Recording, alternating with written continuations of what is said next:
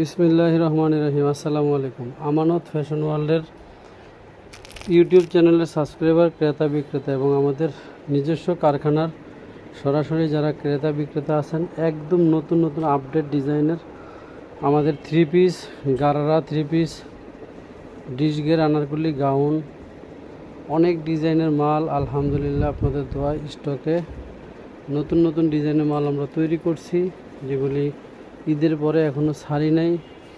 যেমন এটা হচ্ছে ইউবি গারারার ব্লু কালার, কলিজা কালার, এখানে লতা গারারা আছে, বটল গ্রিন কালার, অনেক ডিজাইনের মাল যেগুলো আমরা স্টকে এখনও ছাড়ি নাই। কুরবানি ঈদের পরে নতুন ডিজাইন মার্কেটে ছাড়বো।